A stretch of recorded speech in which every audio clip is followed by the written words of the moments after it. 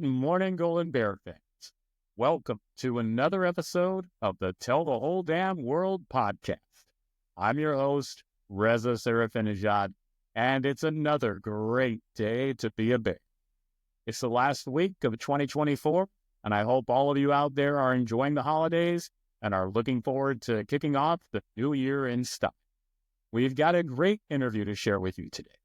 Joining the program will be Raymond Circus King, a former Cal men's basketball player who has turned into one of the most sought-after health and fitness coaches in the Bay Area.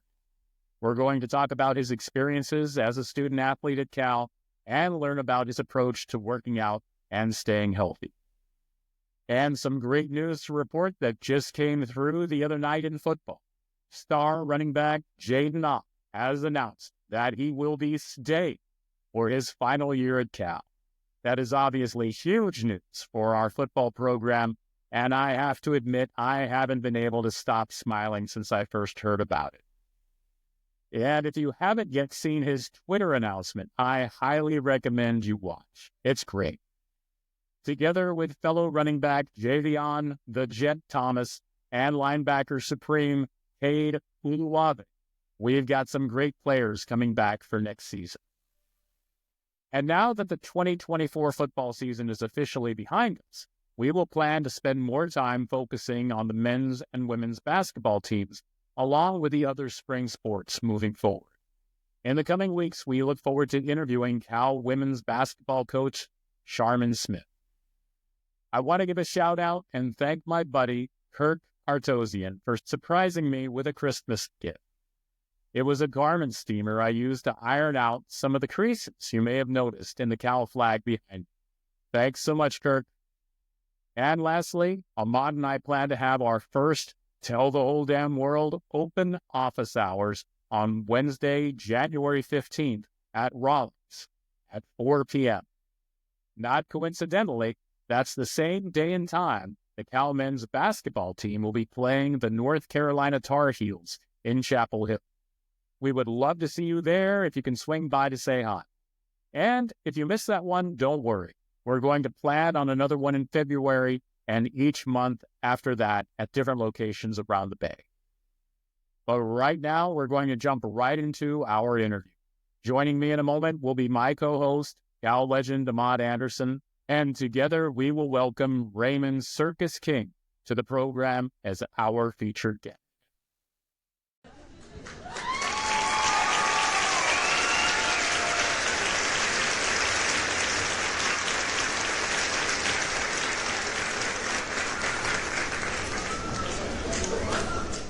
And before the interview begins, please accept my apologies.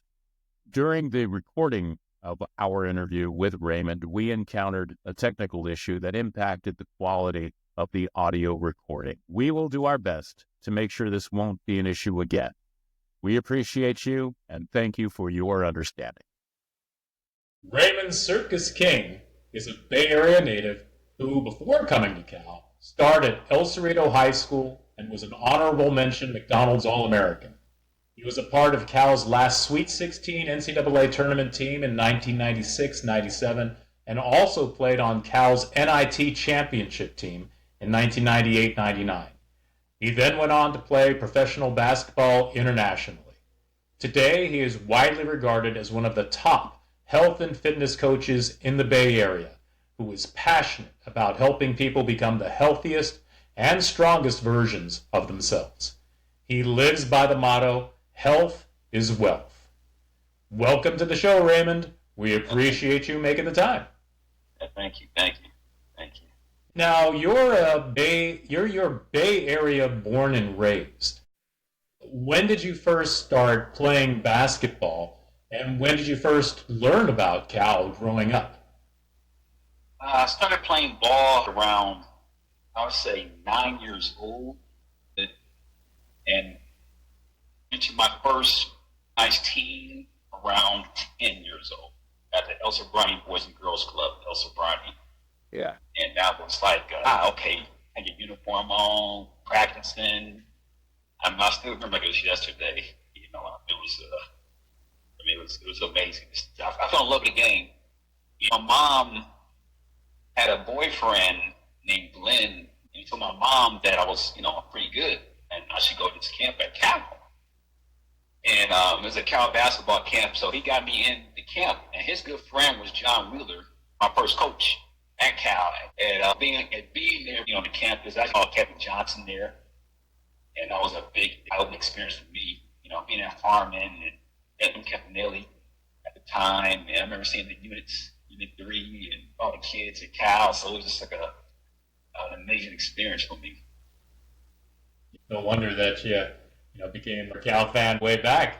Yes. Growing up. So, yeah, and I guess for those of you out there who don't know, you starred as a player at El Cerrito High, my alma mater, Go Gauchos, and led the team to the semifinals of the NorCal Championship. And if I'm not mistaken, you always wanted to go to Cal, but Cal had run out of scholarships. Is that right?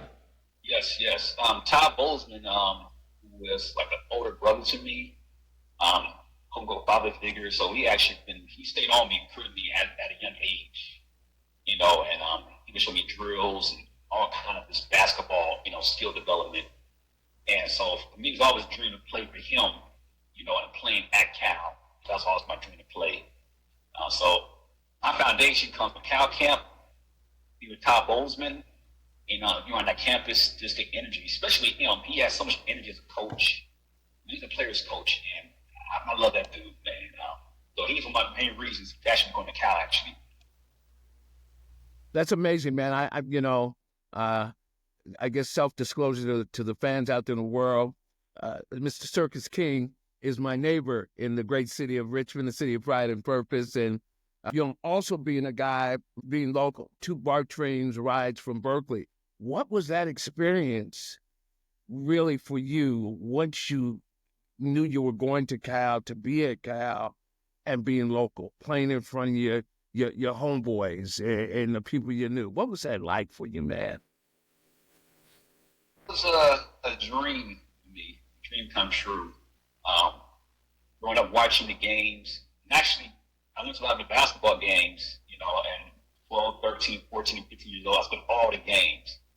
So in that energy, watching Mom Murray, watching Jay Kidd, Al Grisby, all the players watching them, and just the energy, that Pac-10, like, wow. It's just, Harmon, it's nothing like Harmon. It's just that gym, that energy, so I was like, man, when I got to play there, I was like, wow. I'm getting chills right now just thinking about it. It's an amazing experience, especially, being there as a kid, going to camp, and to be able to play there on a basketball scholarship for all these fans. It was just like, wow. It's amazing. Yeah, it's hard to put into words, It's all those things. I think you and I are athletes who've grown up in their local areas and then go to play at the big schoolhouse, if you will. It's a local kid goes to local college. All those guys you talked about, the Grizzlies, the Lamons, the Jason Kidds, John Wheeler. What is that like to see yourself playing against folks that had played prior to you? You're now playing with some of them, and then you see them now where they are today and where they've been. What does that feel? How does that resonate for you? Oh, I was very fortunate to play with a lot of guys, older guys at a young age. So I would literally play pickup ball with a lot of guys at the RSF. I was on Reza, sometimes I would sneak into the RSF in high school. And my friends would play with a lot of the guys. Yes. And we'd beat up on them guys too, those youngsters and stuff. So that was a good start for me to play against them guys. And actually, in high school, we was on the same team at the farm in San Francisco. But we were actually teammates. Oh, yeah. Yeah, and I'm literally like 15 years old playing with Jay Kidd, and actually Gary Payton was on the team, yeah. Brian Shaw. So we had a basketball team out there, and so it was just like a good, like, confidence booster for me, to have on my team and then to go to college. Right on. That's amazing. That was Pro-Am over in San Francisco? Right on. Amazing. They talk about the Rucker. Yeah, they talk about the Rucker in New York, but the Pro-Am in the Bay, that's where it's at, baby. That's where the ballers go to ball. Yeah. Yes. We won numerous championships too. Numerous championships. Jay Kidd was so cool, man. He was like, hey, do your thing, youngster. We're gonna follow your lead. So he gave me the reins and just kind of let me just play and guided me. So I was very lucky and fortunate with a guy like him kind of guide me, kind of give me the confidence to go out there and play with the older guys. That's pretty amazing. Man, I gotta say, it's like I remember going to some of those pro-am games, and I think you were out there playing. And I mean, it was like such a draw, of course, because like when you heard, of course, like, oh, geez, the kid's gonna be there. These would fill up, right? Everyone be there. Fun times, man. Really fun times. Yeah, I want to talk a little bit. You mentioned, like Todd Bozeman was kind of like an older brother to you, and if I'm not mistaken, he basically that you were the last recruit under Todd Bozeman, right? You were like the last player that he brought in, and he had so much talent on that team. But then, of course, because of the transfer rules at that time, transferring in from San Diego State, you had to sit out a year. So you had to sit out that whole 1996-97 year. There was so much talent on that team. Ed Gray and Al Grigsby and Randy Duck and Yogi Stewart and Sean Marks and Tony Gonzalez, right? I mean, all those guys. So you got to play with all those guys. I guess you're only really able to practice with them during that season. That was like Harmon's last stand, right? Yes. And that team didn't lose a game at Harmon. They closed out Harmon in style, like did not lose a single game. But I was just kind of curious about how it was, considering your relationship with Todd Bozeman and when he ultimately ended up being dismissed and saying goodbye to the team. This is very emotional for me. I remember this like it was yesterday. I remember he called a meeting, in the locker room. We all sitting down. He's like, I got something to tell you guys. I'm basically being let go. I'm stepping down. And I'm not going to be your coach no more. And for me, I'm just like, what? Like, I'm in total shock. He's crying, in tears. And, I got teary-eyed. Especially a guy I've known for a long period of time. And he's developed a lot of my skills. And it's being around him, the energy. And that, it messed me up. It really messed me up. I was like, damn, are you serious? Like, I just got here. And one of my dreams is to play with him and to perform for him. So that was very tough. It felt like it was yesterday. I still remember it fresh in my head. As not only as a coach, but as a person. Yeah. Yeah. He's a genuine good guy, man. Him not being there, it hurt. Yeah, I know Todd as well. The thing about coaches, right? There is a bond with your coach who you may look at the school, but at the end of the day, there's a combination play that at some point you will follow that coach through hell and high water.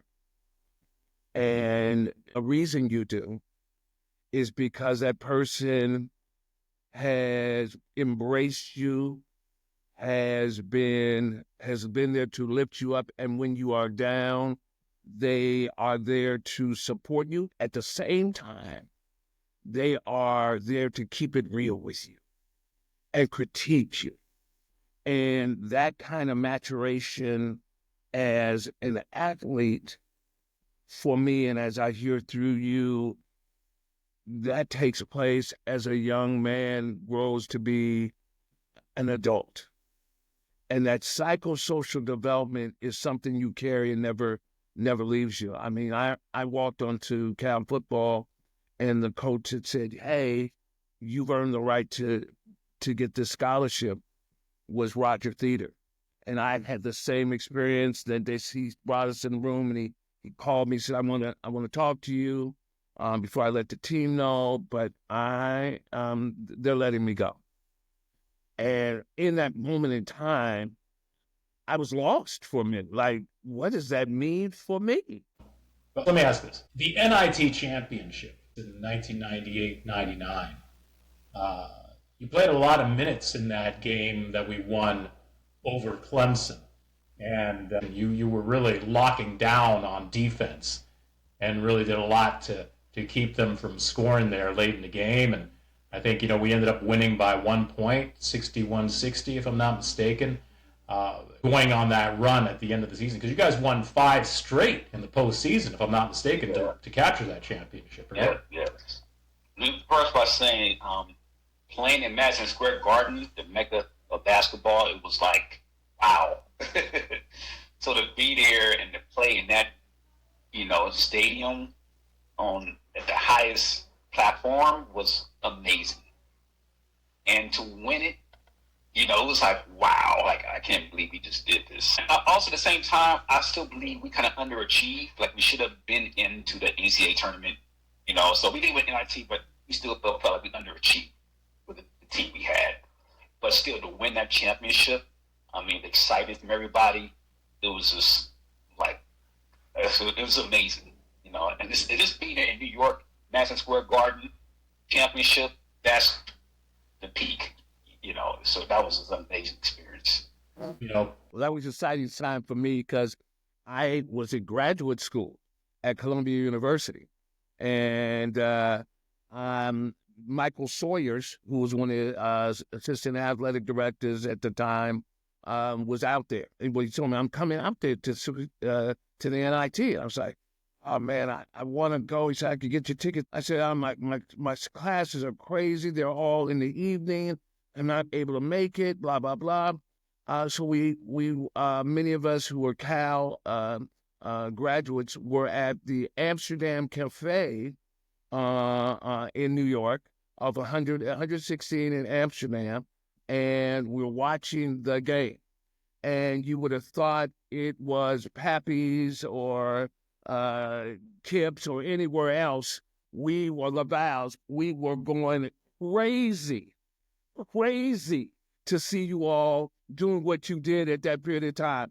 All of a sudden, I was back in Berkeley screaming like nobody else's business. One of the greatest highlights of my relationship to basketball took place in New York because you all did your thing in Madison Square Garden. And like I said, it was crazy, but it was great. Made me want to just pull out my chest and let the world know this is Bear territory back there. It was amazing, baby. Appreciate it, man. So that's so good to hear, man, because when I hear stories like that, it's like, wow, okay, we did something special. So it's good to see that it made an impact on people, man. That's so good to hear, man. Back then, at least, there were like only 2 teams that could end the season on a winning note, essentially, right? I mean, in the postseason, you had the NCAA tournament and NIT champions. So, hey, that was certainly pretty impressive. And like I said, I'm just always kind of thinking back at that time to think that, you were part of the last Sweet 16 team that we had. It's like we've had some success in basketball. Yes, we won the Pac-10 tournament under Mike Montgomery, but that team didn't make it to the Sweet 16. The team you were a part of made it to the Sweet 16 and then also won the NIT Championship. That's pretty rarefied air when you think about it. Yeah, that Sweet 16 was a lot of veterans. We had nothing but seniors in our team. So guys who played and had a lot of experience, and also were good guys, good players that Todd Bowden I brought in. So you had the cream of the crop. Yeah. So we were expected to win. It wasn't a surprise to us. We were expected to win. So that's what happens when you have, veterans, and good experienced players on the team. You want to perform well. So that's a testament to Todd Bozeman. Yeah, just handed the keys to Braun, like, there you go. Pretty much. We could have coached ourselves, to be honest. It'd been fine. And everybody's professional. Everybody's very professional. Knew what we had to do to get the job done. Right. Absolutely. Well, turn the page to where we are now. I think you had some kind of a relationship that goes pretty far back with the current Cal men's basketball coach, Mark Madsen, right? Your paths crossed earlier on in your careers, right? Yes, we did. Yeah, high school. We actually lost to him my junior year. He was a senior at Ceremon High School, and they beat us by like 3 points. I was pissed off. I think I had like maybe 35 points that game, and like I was very angry. And so we kind of kept in contact throughout the years. Played up at Stanford sometimes, and just a good guy. And Mark is one of them guys. He's like, very intense, as you know, as a player, and he's a player's coach too. He's gonna motivate you to play your best. And actually, I was talking to Mark in the summertime, and we was talking about the team and everything about it and stuff. And I didn't even know this, but he was saying that they was trying to get me to come to Cal, Stanford. But there's no one going to Stanford anyway. Gosh, there's no way. He's trying to get me to go to Stanford. He was saying the coach wanted me. I was like, no. Well, we love hearing that over here. That's awesome. Yes. But Mark, he's a good guy, man. He's going to turn that program around, and hats off to him. It's a tough job. Hats off to him, though, man. Yeah.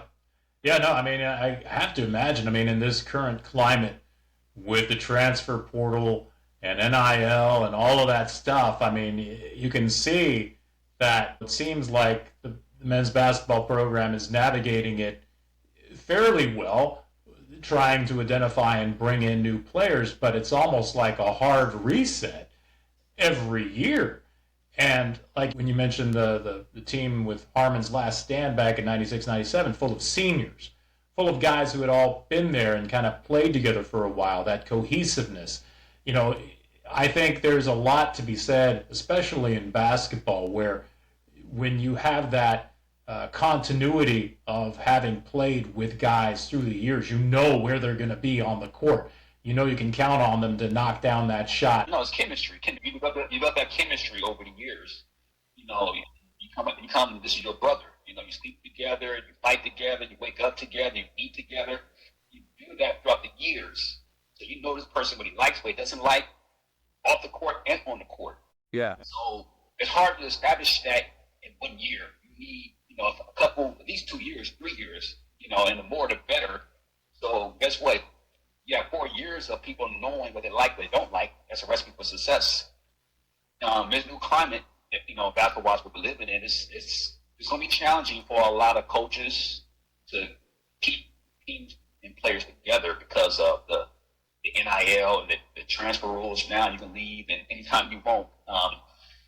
That's very challenging for a coach. I would not want to be in that coaching. Right. That's hard. Yeah. I think that job is tough. So many people are not just looking at entering the door, but they're looking past the entrance towards the exit the entire time they're in the mix. This is something that we dealt with coaches, right? Even then, back in the day, coaches were like the NIL. I'm going to the highest bidder, no matter what.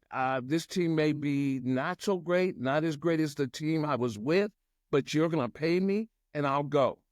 And now what we see is sort of like in many of these teams, whether it's basketball, whether it's football, as the coach leaves, he might as well, she might as well saddle up their wagons and put most of the team in the back of the wagon, and off they go to the next school.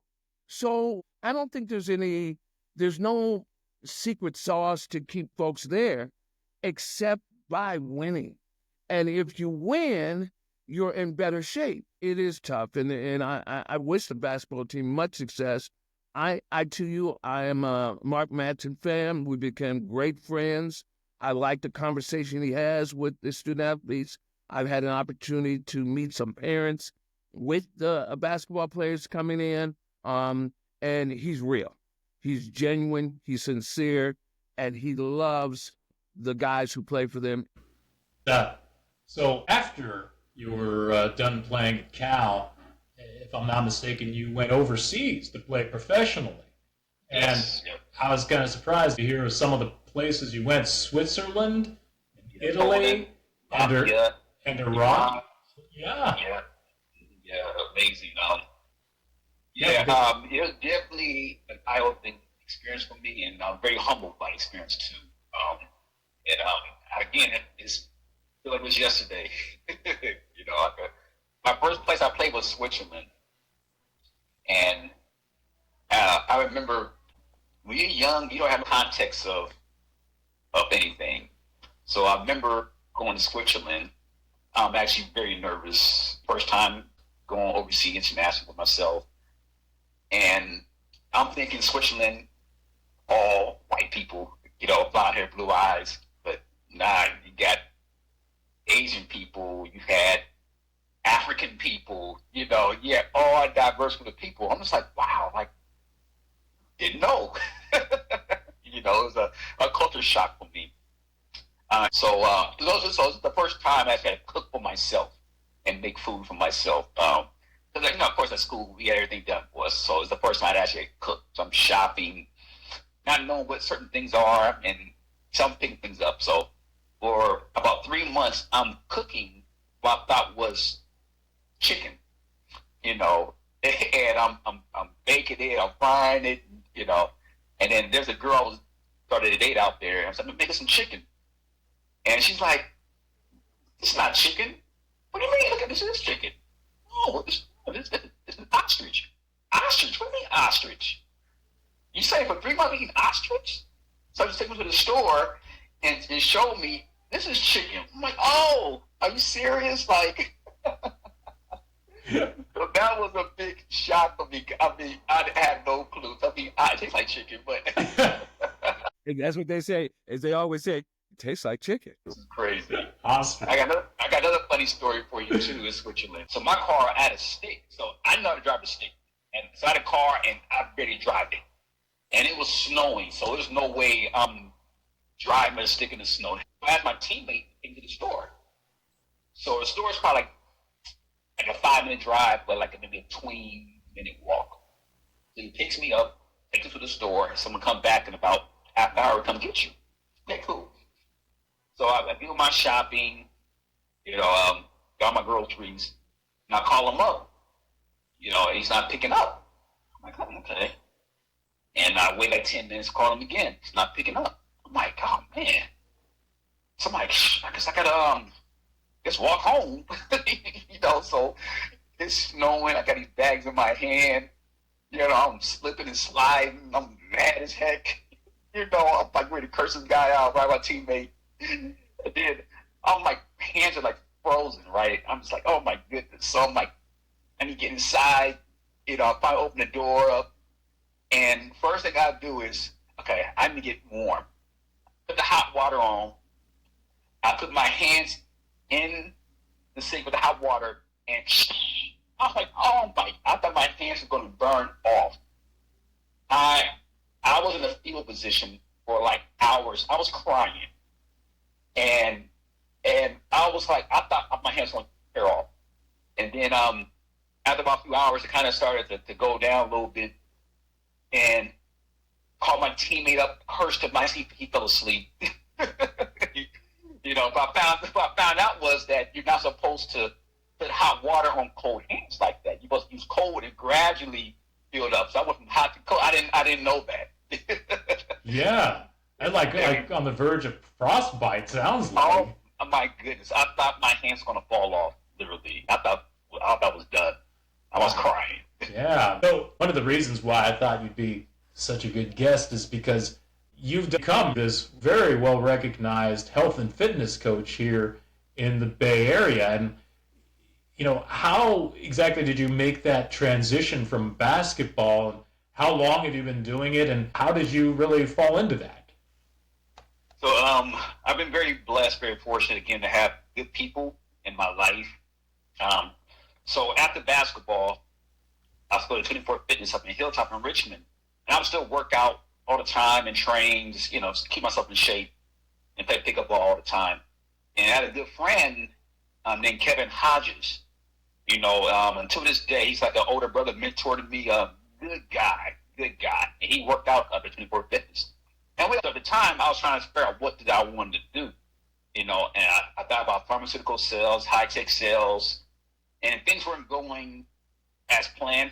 He told me, he said, Mom, just train here. Just do this on the side, until something comes up. I'm here all the time. I was like, so why not? So they had a certification kind of program you had to go through to be qualified as a personal trainer at the gym. Then I went through the process, and a few months later, started working there, and I fell in love with it immediately. It felt very natural. And I remember I had a client. She was a lady in her, I'd probably say, mid to late 40s, high blood pressure, high cholesterol, diabetes. She was, a lot of health issues. And I got her to lose like 40 pounds of weight. She got off medication. Diabetes was gone. And she really looked at me, cried, and thanked me for changing her life. She was like, wow, you changed my life. And that really touched me. And it's like, okay, this is where I need to be at. I felt that this is my purpose, to help people, to change and transform people's lives. And I was very fortunate too, again, to see that up close. My mom, I get my fitness background from my mom, who was very active. She ran track. And as a kid, I would go, I'm really like 7, 8 years old. We go in the morning time, we go run together, and then we come do sit-ups together. And then back in the day, they had a kids club. So they had women's gyms back in the day. So instead of me going to the kids club, I would go to the class and do aerobics with my mom. So I'm doing aerobics and stuff, and I get inspired. You got this. You keep going. So that had an internal effect on me, and unconsciously, it kind of helped me, with people. Well, I'm glad you're my neighbor because, here again, self-disclosure. I recently walked around the corner or pulled up to the house, and I pass by quite often to the horn when sessions are going on out of his garage there. But in the African American community, high cholesterol, blood pressure, diabetes and stress, number one killers, along with cancer. But you and I have had conversations about my health, and I'm trying to and doing some of the things that we talked about. I'm working out every morning, even where I am right now in Paso Robles, California, getting up every morning, getting my high intense workout, and a little can mean a lot.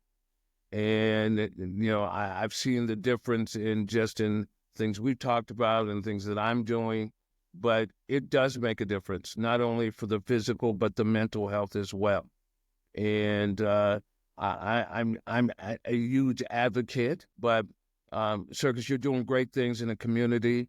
I know our neighborhood appreciates you. And it's not just what you demonstrated out of high school, after high school, but what you're doing in present time. And questions, I sort of ask people all the time, and as you're doing it in the community, what was your bear territory moment for you? Like, and it probably was, and I usually try to say this, especially the athletes that come on, the non-athletic piece. What was your bear territory moment for you that said, I've done it, and I continue to do it? But what struck you the most, that it sort of all came together and you saw that light and said, I'm on to something, and I'm good. I feel good about what I'm doing. That moment when I changed that lady's life, she cried and thanked me. That right there, that was that moment right there. I was where I need to be at. But my passion is helping the people who need it. So that moment when she cried and thanked me for changing her life, that was like, oh wow, this is where God wants me to be at. Right on. Yeah, and I say that just so we define bear territory moment for people out there who are looking and listening. It's about being all you can be in your community, doing all you can do in your community, and building relationships in the community that have a positive impact.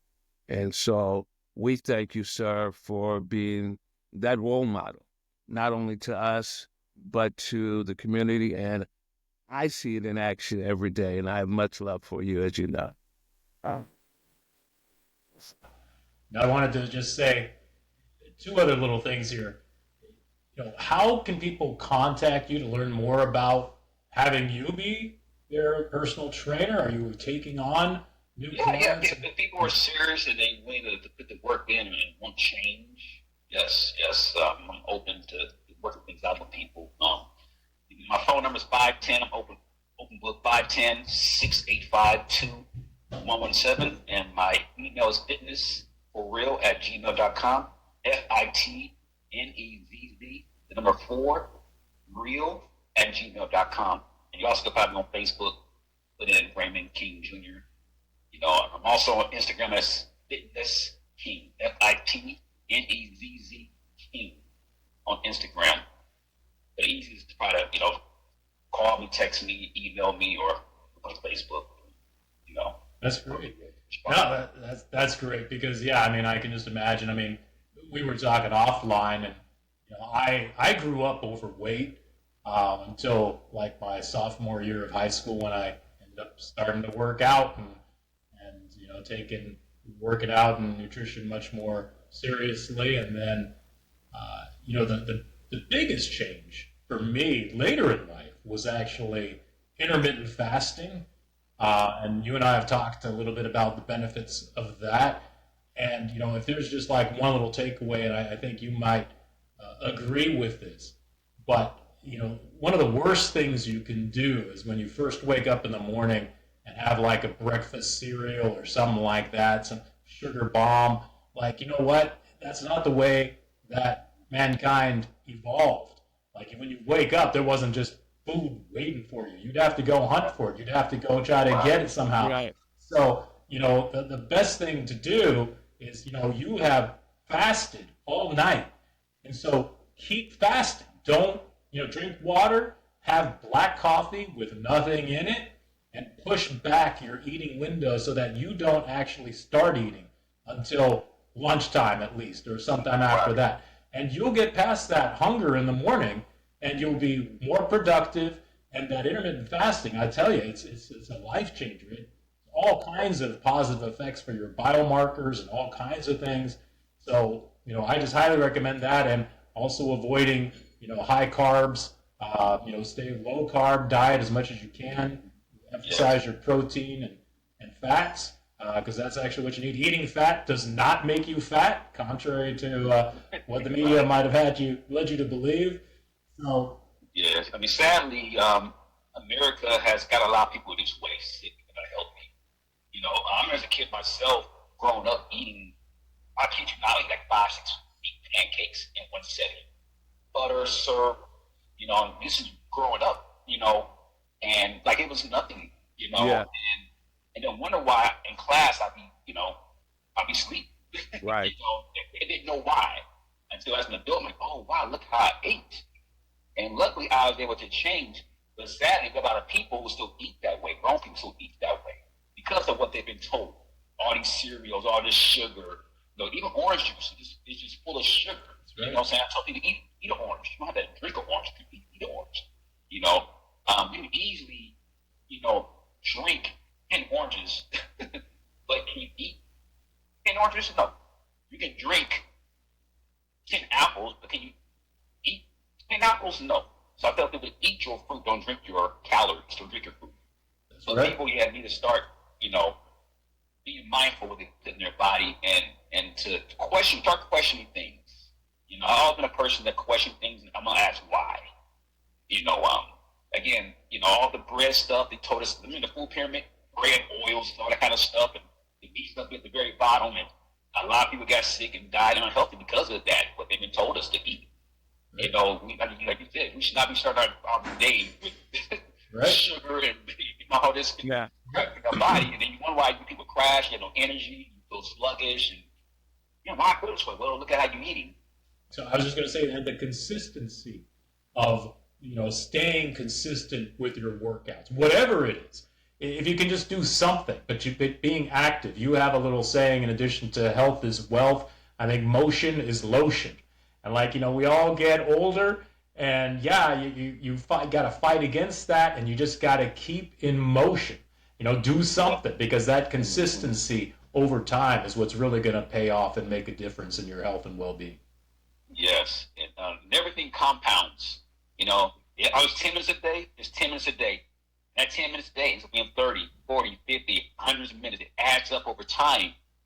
And I think for most people, they think they need to do this whole big marathon.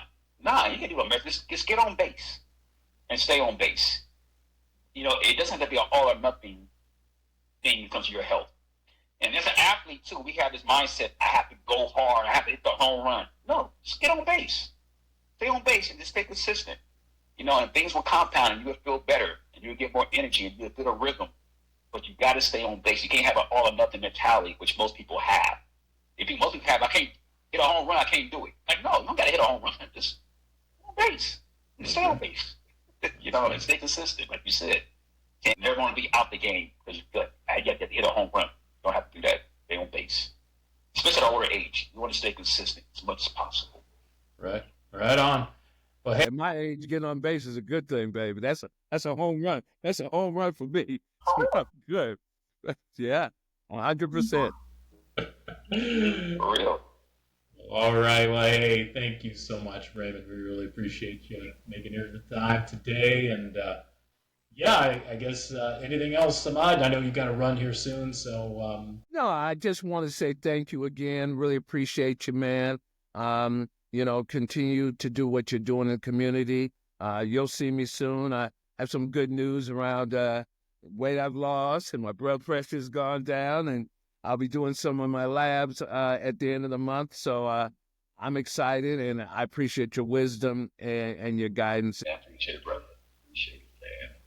Well, hey, no. I want to give a shout out to two guys who were very influential into my life. A guy named Asham, his name's me Marco Morello, and Calvin Andrews. These two guys are like guardian angels to me, man. They, I've been knowing them since I was 12 years old, and they actually gave me the nickname Circus. These guys, and these guys just every day basketball, school, and they just kind of they stayed on me and they trained me, watched over me, and just took care of me. Yes. To this day, big parts of my life. I'm humbled that I met these guys in my life. That's real talk, because Hashim was one of my students at Cal. So, wow. Yes. Very good. Absolutely. So, what goes around comes around, especially when you do it right. Yes. That's my guy, man. We're all connected. Well, yes. Well, again, thank you, Raymond. Appreciate that. And Ahmad, you have a good time down there in Paso Robles. We'll see you back up here soon. And go Bears. Go Bears. Health is wealth every day. Health is wealth. Health is, yes, sir. And that's going to wrap up this episode. Thank you again to Raymond for making the time. And we really appreciate all of you out there listening and watching. Next week, we're in for a real special treat. Joining us will be Ken Montgomery, the man who, in the early 1990s, set the standard for what it means to be a mic man at Cal. It's hard for me to imagine a person who better embodies the California spirit. You'll love learning more about him and hearing about his experiences and his incredible love for Cal. Remember that we'll have our first in-person get-together on Wednesday, January 15th at 4 p.m. at Rollins. And before we go, I'd like to remind everyone about ACTS ALS. In a previous episode, Eddie Kleinhans told all of us the importance of supporting that foundation to find a cure for ALS. If you're able, please consider making a donation. You can learn more about it all by visiting axeals.org. That's axeals.org. See you next week. As Doctor Who famously says, we're all stories. In the end, make it a good one. What stories do you want to share? We want you to tell the whole damn world about. Go Bears.